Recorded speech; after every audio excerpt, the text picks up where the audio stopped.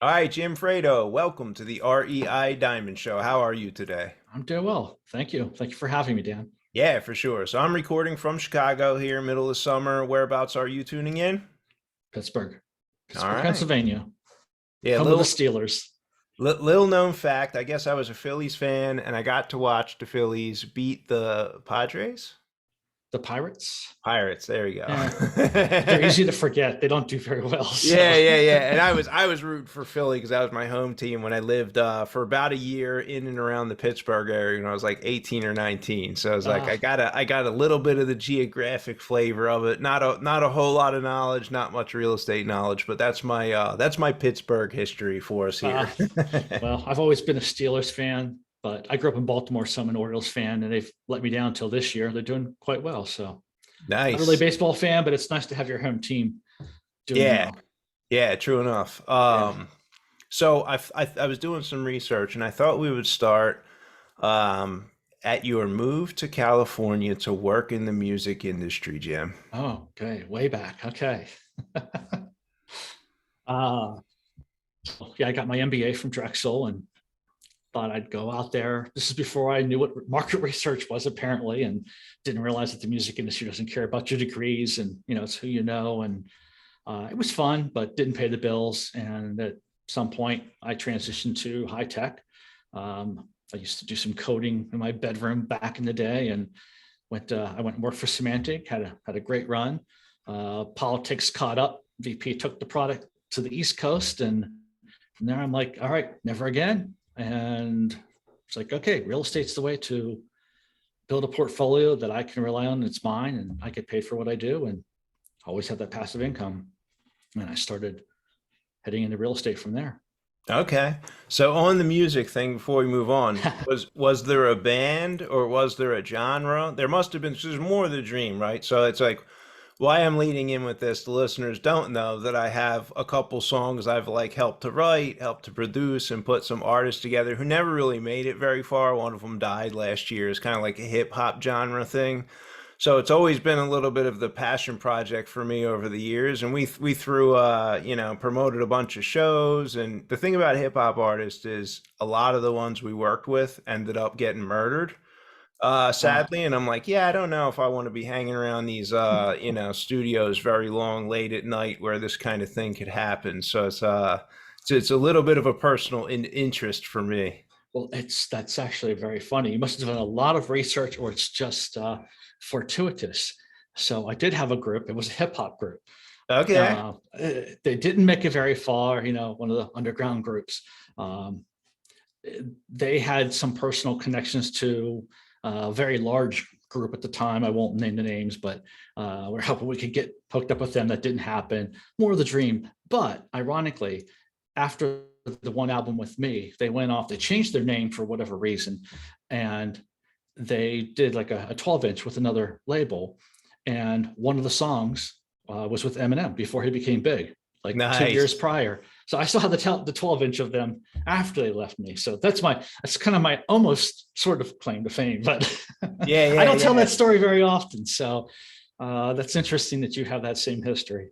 So I wrote a song title. It's called Forever High, and it's about for people who didn't know, they could be thinking, well, I'm forever high, smoking weed and staying high all the time. And for the people who helped write the song, it was Wild Style from Crucial Conflict. And he Okay. did have a song called Hey, which was about smoking weed back in the day. He produced it, and then we had Jazzo, who was one of Jay Z's mentors. They had originator back in the day, I guess. It was really really cool being a part of that. And then this kid Heartbreak Rebel, who's the one who got murdered a year ago, I guess it was now. But that was our song that was probably the most fun to produce, put together, and just be a part of that thing coming together. So it didn't. I don't know. I think we've got 5, 6, 7 million views on the video or something like that. It's not a household tune by any means, but it was really cool to see that come together as a Yeah. as a side project a couple of years back. And now here you are in real estate. That's right. And I was in real estate through that time too. So that was it's kind Nice. of like the rich guy investing in art sort of a thing.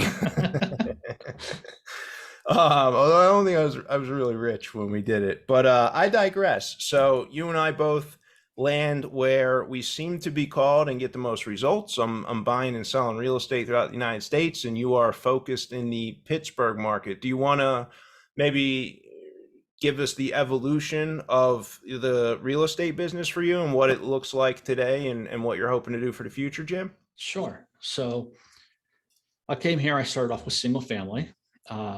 I didn't know the area, didn't know the markets. I already had a disastrous first purchase. I lived in California and uh, bought a building in Eastern PA, and it was just a mess. So coming to Pittsburgh, don't want to make the same mistakes, want to learn from all that. The first two properties I bought were actually from the same seller.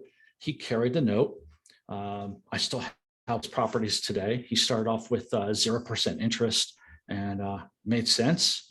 When I refinanced that and paid him off, it was worth a lot more than I paid for it. It's like, okay, this worked out well. And from there, I did some flips for a little while to build a little pot of money. Way too stressful for me.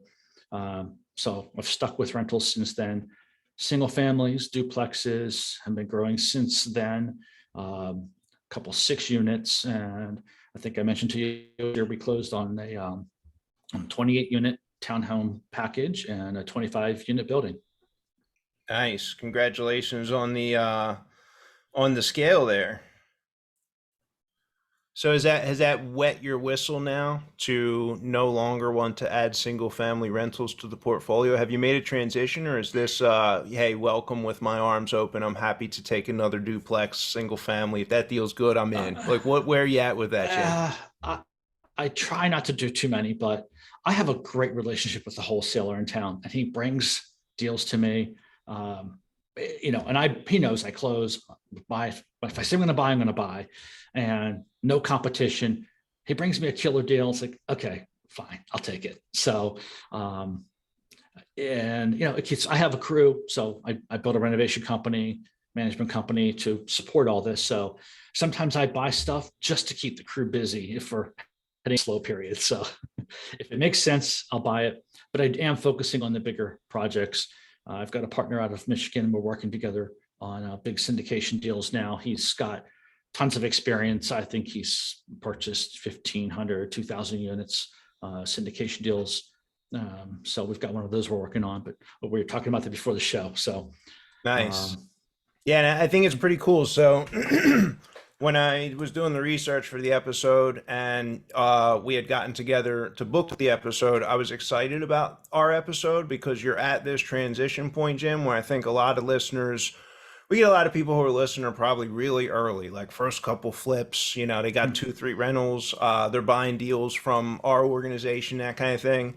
And then we have people who are probably right at the level where you're at, and they're making this transition to scale. And I would say that I'm probably right at that same spot. Like I've never been the general partner in a syndication, but I'm under contract in the middle of a few that are. They're 45, 50,000 square foot and larger shopping centers where we will bring in syndication money. And I think a lot of investors, I would guess, maybe not a lot. Maybe there's a few who are like looking at that transition some point in the future, a year, 2 years, 5 years, in front of them, or maybe they're at that point now where it's like, okay, I'm starting to see the value of scale, yet I have this machine and this system and this resources, these assets built up to be able to take down the single family. And maybe I'm probably never going to give up buying and selling single family and duplex houses ever, right? We did 323 last year, and we did nice. 175 this year, and I think I have like 170 plus that are like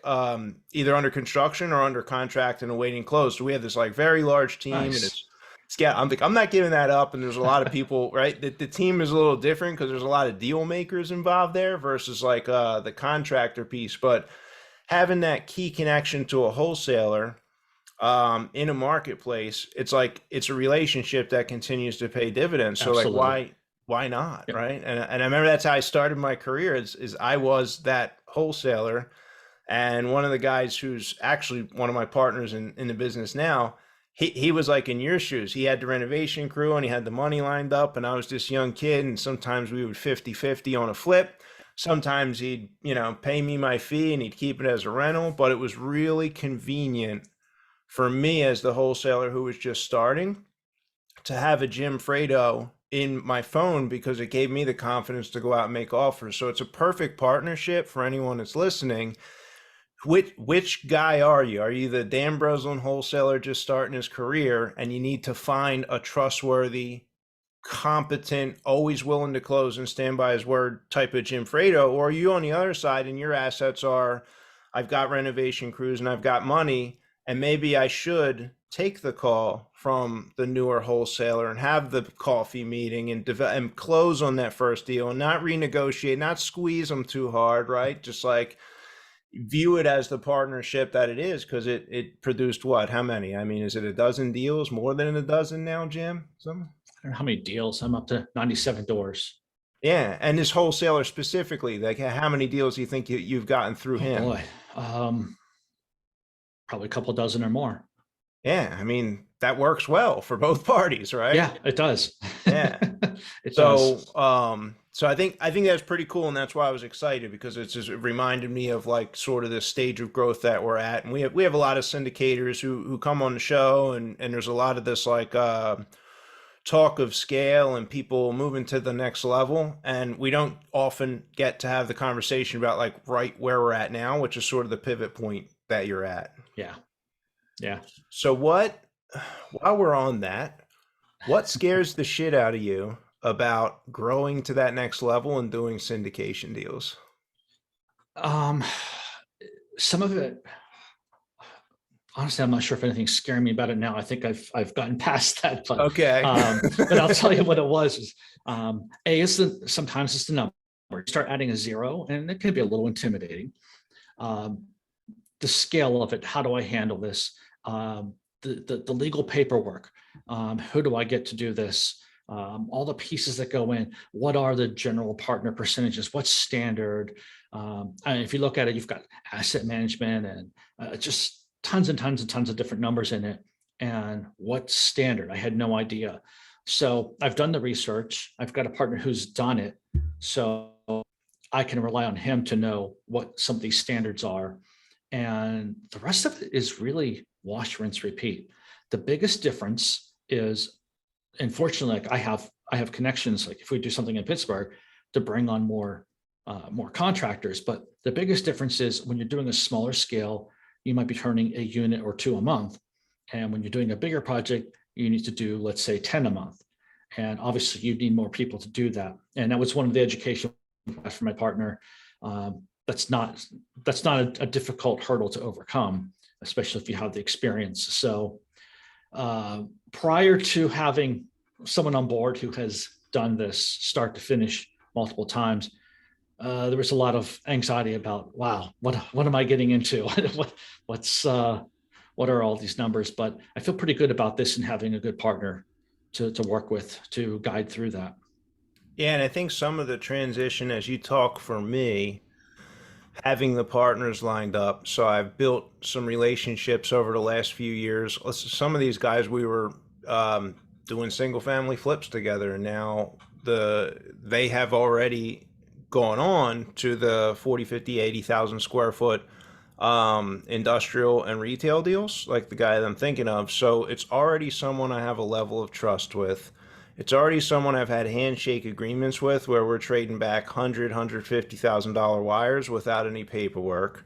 So I've already developed this level of trust with somewhat large dollars already in play with these partners. And so for me, the turning point is I own every single rental by myself, and we do flips. I like it. There's sort of an end date, right? We're flipping a house. We're not going to own it, I hope, more than like 18 months on some of the ones I've lost money. Usually it's 3, 6, or 9 months and we're out, maybe 12 at the long end, and we're making our profit. But there's like this nice final winding down or final accounting of each deal. I like that. I like the end date. Whereas with all my rentals, Jim, I just buy them. I'm like, I'm never going to sell them. It's, the Warren Buffett mentality, the best hold periods forever. And I'm looking at them now. I'm like, the best hold period for some of these will be if I can get out of them in 30, 60, 90 days. I don't even want some of these anymore as I'm going to the scale. So not needing to own the entire project myself has been a big Yeah, limiting belief, right? I got to own it all. It's just a control issue. I want to make sure I have all the accounts. I don't want anyone to make decisions that I would want to question. And I've gone in as LPs on several projects and own large projects right now where I have no access to the bank account and I get my distribution and it's really nice. So I've been able to overcome the lack of control piece. And now from the syndication thing, the first thought was, well, I'm going to syndicate it and I want to be the only GP and I'm going to do all the work because I don't want to split it up. So having more of an abundance mindset around, okay, I can have 2 or 3 high quality partners in the general partnership who are going to bring other strengths that I was always a figure it all out myself guy. But why not tap into someone who's already built a leasing team and leased out 100, the partner that I'm speaking of has leased out something around 4 or 5 million square feet of retail space. Like that guy's going to be able to get our center filled up a whole lot faster than me trying to absolutely. learn that process all the way through. So it's just like I said, it's literally the mental evolution that I think I'm facing as our company is scaling to the next level as we speak. Yeah, I've it's not something new I came up with, but I often repeat the phrase that it's better to have 10% of something than 100% of nothing. And it's that same mentality. If you bring in partners, no, you don't get to keep 100% anymore, but you're involved in a winning project and you can grow from there. So absolutely bringing in the right people, it will help you scale and grow and have more success than if you try to do it all yourself. Yeah, 100%. So let's talk management philosophy, Jim. You've been full time. I think we were talking before the show started, 6 or 7 years full time. You bought that house in PA. It's Reading. For all of us Philly investors that are listening right now, we know Reading can be a challenging low cost market with low rents. That might look a lot better on paper from California than it looks if you're walking up and down the street trying to rent one of those properties out. We'll leave that one aside. I imagine you probably had a property manager in place there, and I'm leading into a question of whether or not you self-manage your properties now, and if so or if not, why that decision? So that property, it was actually 18 units, Oh my started big. gosh. Yeah, in Reading. Yeah, it was 4 buildings, 4 or 5 units, every building. I had a property manager, and as I came to find out, she was ripping me off. And on paper, it was an amazing deal, like 21% cap rate, and you're just going to make a ton of money. It assumed that you would fill the units, they'd pay their rent, they wouldn't destroy the units, wouldn't sell drugs, and none of that was true. Shared utilities, they'd break the lockbox off of the thermostat, Oh crank it wow. up to 85 degrees. You go through in the winter and you see the windows open for fresh air, and they're walking around in shorts, and you're paying the bill. So many learning lessons. Yes, never again. But that property manager, I got rid of her. I used a tenant because I couldn't find anybody else. And it was a disastrous project, and I learned so much from it. So fast forwarding, I'm like you, I like to have a lot of control over things, and I have learned to let go and branch out. So I did all my management myself.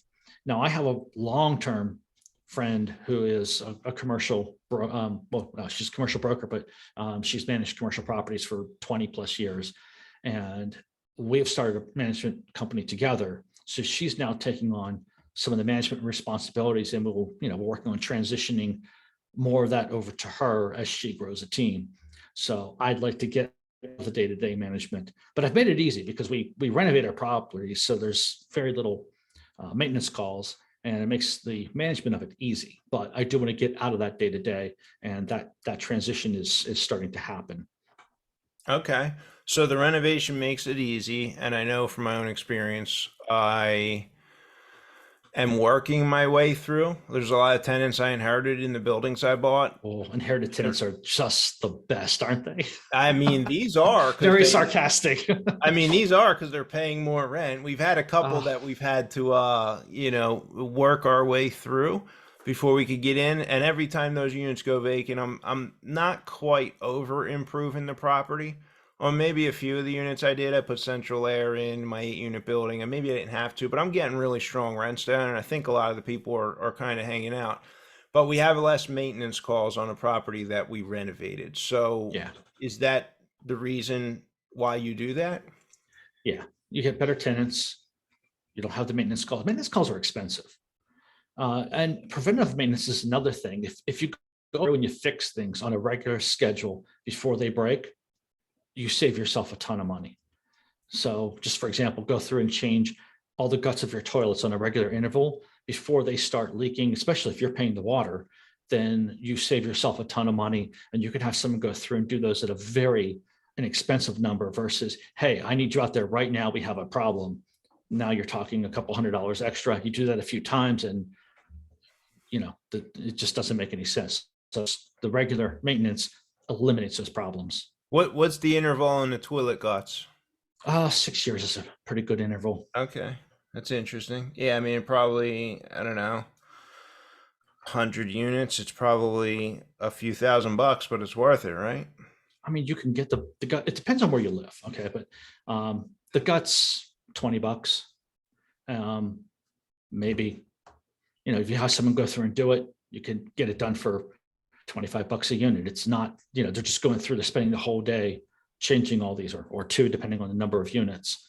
It's a lot less than paying a plumber to go out there and paying $150 to $250 to change the parts in one toilet because you have a problem. Are there any other non-obvious things of that nature that landlords would take the number of years you did to figure out? There's a whole schedule of things, Okay. everything from, you figure out the life of your roof and your water heaters. And yeah, I know it's nice. We want to stretch that and get every dime we want out of it. But let's take water heaters. We'll just pick a number. They're good for, let's say, 6 years. And let's say you go, all right, at 9 years, we replace this, good, bad, or otherwise, we replace it. And maybe you lost a couple of years of use of that. And you could say, oh, I didn't get all the money on that. But picture the water heater breaking and flooding the apartment. How much more damage have you incurred? So you're saving yourself, and you get that frantic call. They don't have hot water. It's not like, well, we'll get to it next week. You have to get someone out there right away, which increases your costs. So by doing the preventative maintenance, you're actually, in the long run, saving yourself money. The niche is finding a good interval that works, balancing the dollars, maximizing the dollars of the asset and minimizing the emergency calls. So what do you use to track the timelines? Is this a long spreadsheet of your whole portfolio? Do you have calendars set up? Like, how did you figure out and manage when? For the moment, it's pretty low tech. It's a spreadsheet. Okay. So, you build up a list of how long things last and when things are replaced in your buildings, and you kind of keep track of it that way. Ultimately, as I turn over more of the management, we'll have that in place in software that will just go, hey, this year you got to replace a water heater or whatever that is. And again, I want to get out of that piece of it, and I want to have that automated so that it is a seamless process for everybody. Yeah, another one I heard recently was going in and replacing the traps underneath of all the sinks. So they would just do that. I think the guy talking about that was doing that upon purchase. So $20 for each of his, 28 units, whatever it was. I guess he's doing every sink that's in there, but you're stopping the maintenance call, right? It's the maintenance call. Now plumber's there for a leak that's underneath the sink. I've heard people doing the valves, going in and replacing all of the valves throughout the entire building. I have not done any of that kind of stuff. Unfortunately, I'm just going to bite the bullet when they come, and I am going to have to pay the price. As a rule, when we buy a unit, we usually change all the outlets, all the switches. We don't know how old they are. We don't know what the condition is. Usually they're not great. And again, if I have an electrician come, there's an emergency, something's not working, $150, $250 to change a light switch.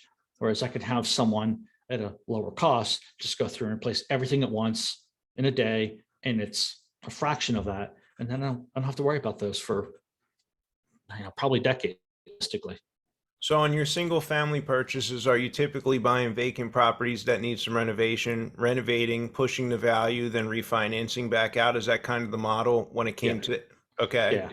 So I do value add, and it's usually one of two things. poor management or poor conditions. So in single families, it's usually poor condition. And on your multifamily, it could be a combination of poor condition and poor management. Yeah, on a multifamily. I mean, that's how I like to buy on the ones that I have bought. I honestly, we're talking about replacing these items, Jim, and it's toilet guts and it's water heaters and it's air filters in the units that I put in there myself, my HVAC units. Because if not, the air filter pulls in, and now it's a $1,200 HVAC emergency repair. There's no heat, and they have to change the motor and maybe the board because it's all fried. Yep. And I'm cringing, and I'm like talking myself further into our industrial and retail property space. I like the shopping center better. I like the triple net lease. Yes, there's a huge build out for a restaurant. It's $300,000 to outfit the restaurant. But beyond that, the restaurant's going to change the water heater on their own, assuming they're there 8, 10, 12 years from now. They're going to do the maintenance on the HVAC themselves. I mean, I may have a roof repair, that's tenant responsibility, but man, these commercial tenants can be a lot more hands off than our residential tenants who are living in the property and kind of wearing them out, and everything is on the landlord in that instance. I just My partner who's done commercial for 20 years could tell you horror stories of commercial tenants. I tell people every real estate has its advantages and disadvantages, and you pick what you like and what works for you. I know people who do commercial and they absolutely love it and they do well with it. And they're like, go out a tenant and they're there for 5 years. I don't have tenants turning over every year. But then I drive by this restaurant near me that went vacant 10 years ago now. It's been boarded up for 10 years. That gives me heart palpitations. Like, that's been sitting there vacant for 10 years. I don't have that with residential. I fill them quickly. So I say, pick your niche and what works for you and what gives you minimal heart palpitations. So That's right. That's right. Yeah, the liquidity of the retail or the residential market is just fantastic. I mean, I remember buying the first apartment building, and my fear was, did I have vacant units in there? 8-unit building, 10-unit building. I think I had 1 or 2 bad tenants that I knew were going to be bad, so I had to go through that eviction. It took forever here in the city of Chicago. Um, but I was amazed at how fast those units rented once they were done. It was like almost instantly they were rented, and it still is almost instantly now.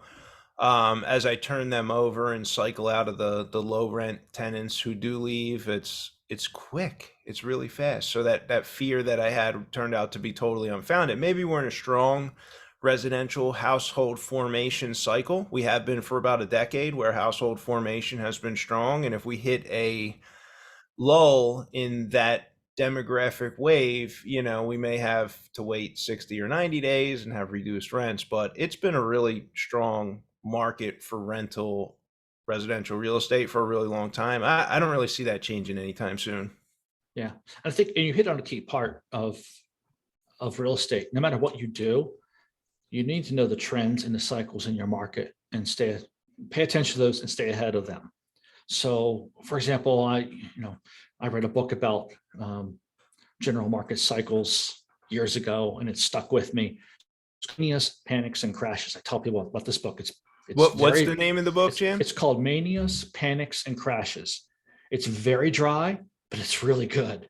And you see these cycles repeating over and over again.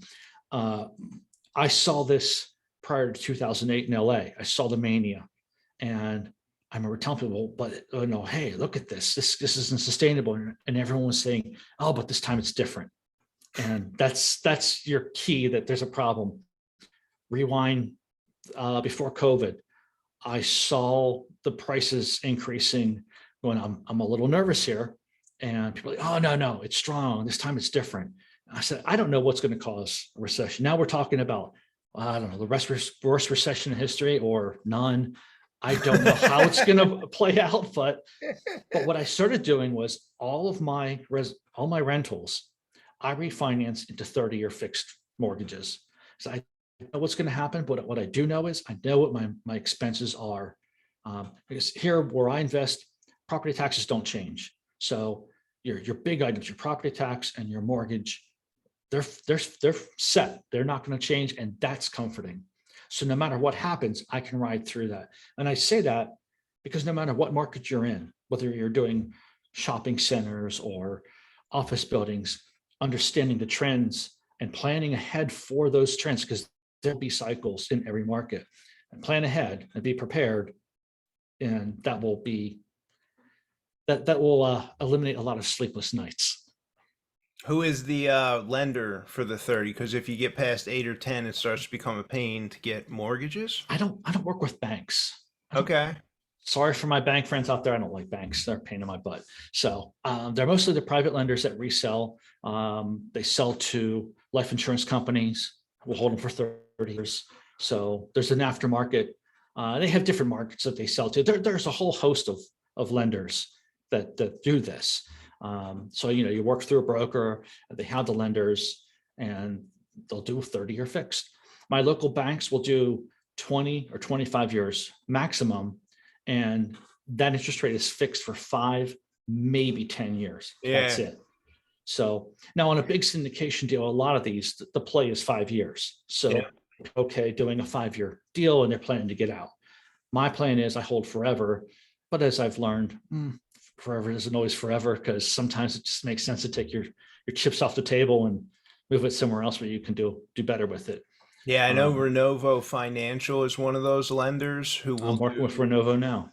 Yeah, 20, 25 units, 30 units. I forget all their limits, but anybody who's listening who's interested in that portfolio-wide 30-year fixed term, fixed interest rate product, Renovo they're kind of an upstart. I think I met the founders. I know them. They're here in Chicago, maybe 2015, 2016. They were probably just a few years old at the time, and they've got a tremendous number of great products, from hard money loans to these fixed 30-year term, which maybe right now is not the time to do that. So it's probably, wait till the election season and maybe the interest rates cool off a little bit, and that would be the time to lock in the 30-year. But good resource nevertheless. RCN, I'm not trying to take away from Renovo, but RCN is another one that I've worked with that does 30-year fixed. I'm sure there are plenty of others out there that do the same thing. Yeah, listeners can probably Google that and start there. And, if now's not the time, maybe you're putting that calendar. Or reach out to me. I'm happy to put you in touch with my broker, and, if they can help you out. Great. I mean, yeah, happy to share. So one thing, I guess, with the shopping centers and the industrial is I've learned that the successful people I know that do that treat it more like the hot potato. So you're building these leases. They're expiring in 5, 7, or 10 years, and they're only going to be marketable as long as there's 3 years left on the lease. So any lease that's less than 3 years in a commercial, it doesn't exist. It's not counted by the bank. You really can't count on the income. It has to be a renewed lease for 5, 7, 10. You have to have term left on the lease. So a lot of the strategy for shopping centers is buy it with 50% vacancy, lease it up, build it out, season the financials for maybe a year or two, and then that's it. We're selling it. We're selling to like institutional buyers who are going to like take that on. And maybe in areas like Phoenix, if we're talking like a around the country type of environment, I have friends who sold shopping centers for $4, $5, $6 million, right in that range. And these are areas, Jim, where the rents are 10% year over year right now, and the vacancy, I think, is at like 2% or something really, really low. Oh. So Phoenix has this like great perfect storm kind of a scenario. So maybe these institutional investors who are taking the hot potatoes, some are going to win when you have growth markets like Atlanta or Phoenix, or perhaps even areas in Texas, although I'm not sure. They're going to win based on the increased rents because they will have that renewal, right? It's really hard for a business that's been successful in a location to then up and move to somewhere else. Will they do it? Maybe for the better lease rate. If it's a 4%, 3%, 5% vacancy kind of market, whether that's industrial or whether that's retail, you kind of have a motivated tenant there, and you have strong negotiating power. But the successful thing is buy it for $4 million, put $1 million into it, and then sell it for $7 and just get the hell out, regardless of what the next person ends up doing it later. So while we're on that topic of markets, can we touch on the Pittsburgh market, right? This is not necessarily the United States growth market that everyone is talking and shouting from the mountains about invest in Pittsburgh. So why are the reasons, obviously you live in Pittsburgh, but are there some other economic reasons that it makes sense to build the portfolio and own in a city like Pittsburgh? I don't know, do I want to give all the secrets away? I always joke and I tell people, "Oh, Pittsburgh's not very good. You shouldn't come here." But no, it's been a great market. Pittsburgh is a little unusual. If you look at it on paper, if you're a national investor and you do your numbers and you have your criteria and you look at Pittsburgh, you would go, "There's no way in hell I'm buying in Pittsburgh. The numbers don't make sense." The population on paper is decreasing, not by a lot, but it's decreasing. If you dig in a little bit deeper, what you're finding is Pittsburgh was stagnant or decreased for decades after the steel industries left. They've rebuilt, they've brought in all these other industries. They're very diversified now. It was a very old population. So what's happening is the older population that didn't have that much money because Pittsburgh was not a very wealthy city, they're dying off. And the people who are coming in and they're taking the tech jobs, they're making a lot more money than the people who lived here previously. And what it's doing, so our population may look like it's dropping, but we have a lot more wealth coming in and it's changing neighborhoods. So there's a neighborhood here called Lawrenceville. Used to be very run down. It was an old working class rundown neighborhood. And it was one of the first neighborhoods to turn around. And, people are now priced out of that market. They can't afford it. So there's always this conversation among investors in Pittsburgh. What's the next Lawrenceville? And we've had plenty of Lawrence. East Liberty is one. They've got brand new apartment buildings they built, and the rents there, I think I heard it was like $3,000 for a studio. Wow. Insane numbers for Pittsburgh. And that's starting to grow, and that market is starting to filter into other markets, and you're seeing growth in numbers, in sales numbers, the rent rates. You're seeing it creeping around a lot of neighborhoods around Pittsburgh. So we look at the numbers on paper, it doesn't look that exciting, but when you dig down into the granular, there's a lot of opportunity here. So, it's been terrific for me. It sounds like, like any market, I'm amazed. So I'm like spoiled and I have a very ignorant view of the United States market because I grew up in the Philadelphia region and we have like 8-9 million people, something like that, in the whole MSA for the tri-state. And then in 2015, I moved from Philadelphia to Chicago. My daughter lived in Chicago with her mom, and she was like 13 at the time. So I wanted to be there for high school. That's why I moved to Chicago. So I did that, and that's why I opened the office in Chicago and how our company grew. And I'm spoiled again. It's another 8-9 million person MSA. And I tried to go in and out of some other markets, Jim, with the business model. Florida, we still do like business in Florida. But I also went into Atlanta, and I was intentional about Atlanta because I heard Atlanta's great and there's people moving there. And it was a very high level market approach to my reasoning for wanting to be in Atlanta. It worked out very well. And we saw a lot of areas still in the process of just seeing a lot more private investment. So we saw areas where houses would sell for 30 to 50,000 maybe cash to guys like you who are going to do the buy, rent, refinance, renovation strategy. Those neighborhoods are going for 150 to 180,000 in cash now, and the numbers still work for people to get in and spend, say, 20 grand cleaning it up, renting it out, and maybe the retail numbers are up to like 250, 280. We see a lot of areas in Chicago that were very, very cheap. When I got here in 2015, it was 20 grand, it was 25 grand. Those same houses are probably 75, 85, 90,000, 100,000 for cash, and all fixed up. They're probably 300,000.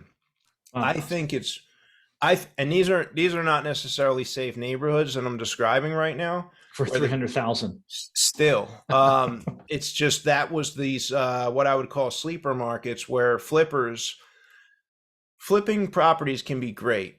But guys and gals who got into business in like 2009, 10, 11, somewhere in there, even 13 or 14, they could flip houses in neighborhoods where they lived.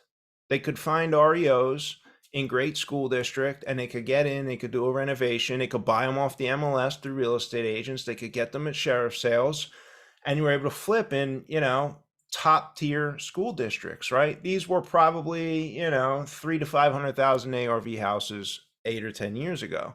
Well, a lot of that inventory is gone, and you can't get anything in those neighborhoods. Like the houses that have the wallpaper and they're dated in these neighborhoods, they're selling for like retail numbers now. The numbers would never work for you to buy it, fix it, and sell it. It's Yeah. not going to work because the owners are willing to take that condition of property in those areas to be in to get their foot in the school district and get their foot in the door. They'll do all the work themselves. This is how markets were in the early 2000s. They got to be very similar to that.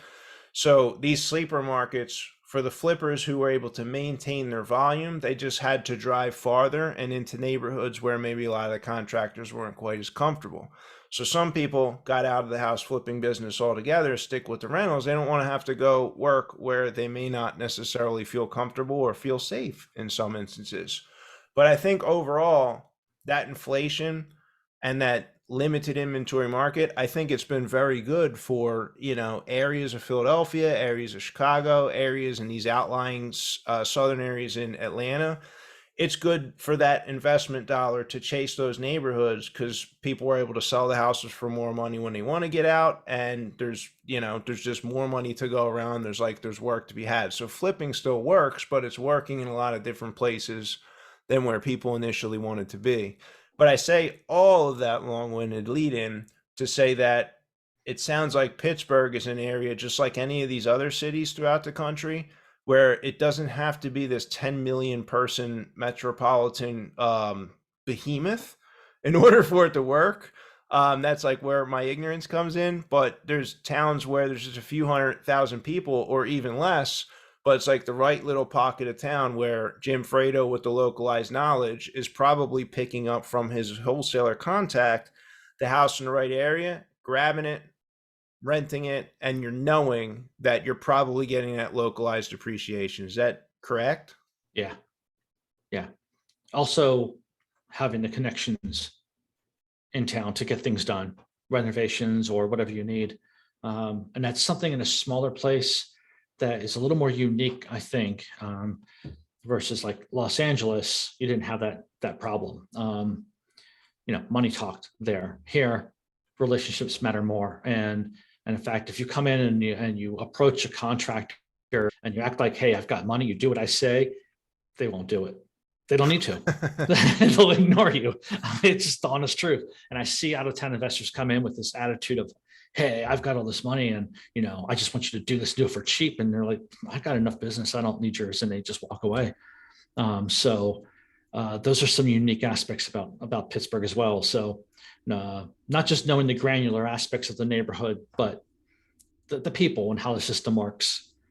Yeah. It keeps outsiders out, huh? Do you have the assets to get it done? I think, we have, I guess, a couple pieces of the deal. You have finding the deal itself. There's value there. That's why you pay the wholesaler his, check Absolutely. with a comma in it for sure. Absolutely. You have the contractor resources, right? So you develop that relationship, you learn how to run those contractors, and then you have the capital, whether that's hard money, whether that's private money, whether that's bank refinances. Those are kind of the three stools of the leg to get into the deal. Yeah. And then the fourth piece would be proper, effective operational management over the long haul. Yeah. Right? Absolutely. Yeah. So maybe the lesson in all that, if someone's listening now, I know the lesson that I wish I would have learned on a couple deals now that I've owned them for 5 or 8 years or however long. There's deals I bought in the city of Philadelphia that really didn't move in value very much, if at all. And then there's like 3 or 4 of them that were in the right neighborhood. And I wish I would have like just bought in that neighborhood all the way through, because those ones grew at that clip like East Liberty or the Lawrenceville neighborhood. So selecting the right little micro market to hold your rentals long term is an important piece of the pie, right? It is, but I tell people you buy for today. It's got to cash flow today. You can't count on that appreciation. It has to cash flow today. Period. If you can predict the growth and take advantage of it, that's icing on the cake. But you can't always predict crazy growth. Now, I mean, I can see some of the trends, the local trends, but you can't always predict that accurately. So as long as you're cash flowing and it will cash flow long term, that's really the key to success. And the appreciation is icing. And and I thought the sad part about it is you may appreciate well, but then you sell it and you don't have the asset anymore. You have to go buy something else. So I won't complain about. I have a few single families that are in that boat that we will ultimately sell, and we'll roll that money into something else because the rent does not cover what those properties are worth.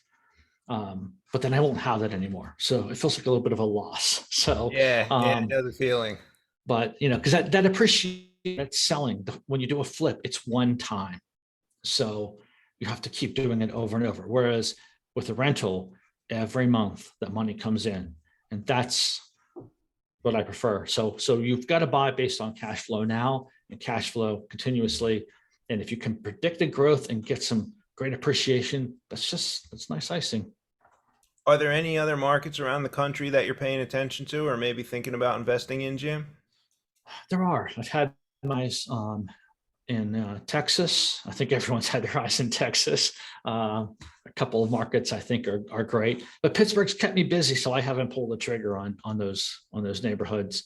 I think I mentioned to you I've got a partner I'm working with for the syndication, the big deals, and he's been doing some work in Florida and Memphis, and we're working on one now in Memphis.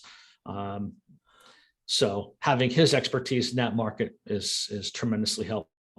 But there are a lot of good neighborhoods around the country, but I kind of believe in sticking to 2 or 3 at most. But that's just been, I like to become an expert. So like in Pittsburgh, I'm an expert in particularly some neighborhoods. If you tell me a street and the block, I probably can tell you if that's a good block, a bad block, or what's going on there. And it helps tremendously in moving quickly on buying deals. So if you start diversifying too far, I think you lose that expertise. Doesn't mean you can't be successful, but the more expert you are on a particular city or neighborhood, I think you have some advantages in Yeah, you buying properly. definitely have a feel for what the rents you can push in certain areas. You got your contractors there. I've always, I guess, had this like larger view, being that we have 3 offices, so I probably pull comps on deals, I don't know, 30 times a day, and they're spread throughout the country. So I'm like constantly looking at all these different markets, and there's an area, you're familiar with like Stone Harbor and Avalon in New Jersey? A bit. Okay. So I think those houses were probably selling for 200 to 300,000 in the mid 90s. If you did nothing to that house and it's still dated, it's an island. It's on the Jersey Shore. And those 2 markets are on the list of 50 or 100 of the top most expensive in the country. So that dated house is $2 million now for the teardown for the land. And I'm Yeah. like, I first started paying attention. I thought, oh, I'd like to get a shore house, and then I saw like the price. I'm like, oh my gosh, this is never mind. Um, but man, if you can select just the right property and just the right location to allow that sort of long term, so right, it's like so what is going to be the next Lawrenceville? Like I want a few pieces of those. I want to take a few flyers. I'm not willing to go negative cash flow, to your point, Right. to be in one of those locations necessarily, but some of those really large spreads over a long period of time, I don't know, it's attractive. There's some allure there for me. I haven't cracked that code and I don't have the system, but I'm certainly paying attention to different desirability levels and for different reasons throughout different markets in the country. And yeah, who knows where that's going to go? I mean, we're at a very interesting market cycle here in 2023. None of us know which direction it's going to go. Did we inflate to these new levels, or is there a slow unwinding correction already happening at our feet? The answer is anyone's, right? Um, I'm planning for the worst and hoping for the best. I'm with you there. So let's do a little wrap up here. I know we had touched on manias, panics, and crashes as one book. Is there 1 or 2 other books that are worth mentioning, Jim? I always have to mention Rich Dad Poor Dad. That's really what got me started. If you haven't read it, it should be mandatory reading in school now. It changes your mind about money and assets.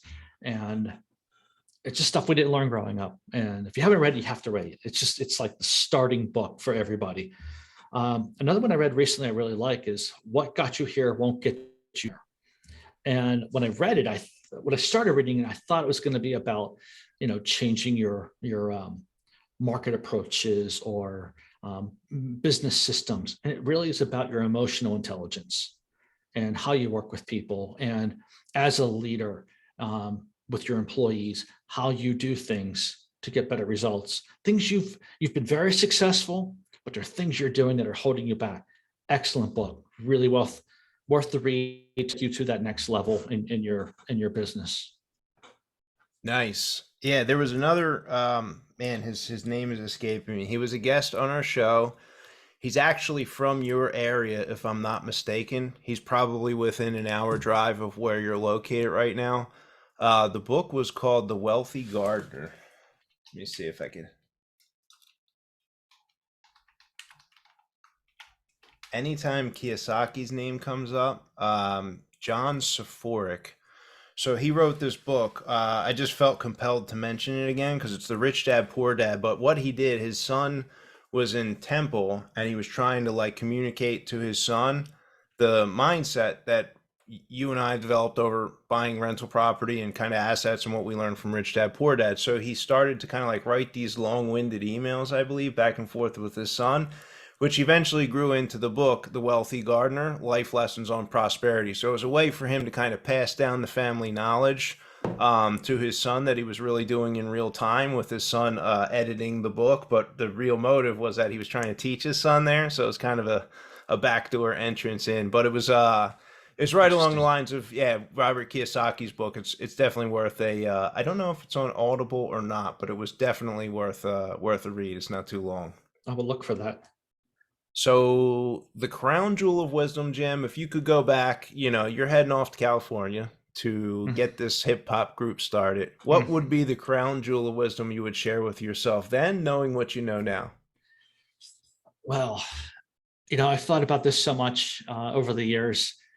Things I would have done differently in LA. LA is a very expensive city, very expensive to buy real estate, to live in, certainly to invest in. And when I lived there, I thought it's just not possible. I mean, I worked with some people who had billions in real estate, and I used to just think how do you make that work? Well, it always starts with one, right? So you don't get to a billion without starting with one. But how do you do that at that price? And I've learned, as I'm sure a lot of your listeners know, the house hacking tip. So at a young age, you can get into a house. You could do an FHA loan for 3.5%. When I moved there, you needed 20%. It was a crappy market, and that's what you needed. But you could do an FHA loan, which I didn't know about, which would be a lot less. And at the time, it was like $50,000 down payment right out of college back then. That was a lot of money. I don't know what that would be today, 300,000. Yeah, right. So, 300,000 or so. It's a lot of money, but you could house hack. You could buy a house. You can have roommates. You could buy a duplex, rent one side, and you could have someone paying for your house and cutting down on your living expenses from day one. And it's a brilliant technique. I did not use it, and I wish I would have known. I could have gotten started a lot more. And when I first moved to LA, those little bungalows that were like 800 square feet were selling for $250,000. Those that are left, they're now selling for close to 2 million. So similar to the property you were talking about, but and so instead of renting, I could have purchased one of those, had someone helping me pay that by renting, and I would have added a ton to my net worth at a young age, but I just didn't know. So that's what I would do differently. And I encourage anybody who's starting out to find a way to house hack. If you can't, if you can't get started any other way, house hack. Yeah, ditto. It's like I didn't know about those loans until I was 10 years in the business or something before I finally looked at it and thought, well, I'm probably not going to go back and get a 4-unit now. I got this beautiful view of the Lake Michigan out the window. This is not something I'm willing to. Yeah, I don't worry about roommates now, but yeah, I've already passed that point. But man, to do that early on, what a smart move for those listening that do that. Jim, what is the kindest thing anyone has ever done for you? Kindest thing actually kind of goes back to the music roots. after '08, I needed to restart, moved to Pittsburgh, and there's a musician I know, working musician, made his living off of music, his whole life. He's not necessarily wealthy, but he's frugal and he saved his, and he loaned me money to get started. He Wow. loaned money just based on relationships, and it went back a little further than that, but he loaned me money for my first deal, my first flip. And, you don't forget that. And I go back to him. I don't need his money, but if I'm looking for loans or whatever, I go back to him and say, hey, if you're looking for another loan, because he gets a lot more from me than he does from a bank, always give him any opportunity he wants, because he really helped me get started. So that was definitely one of the kindest things.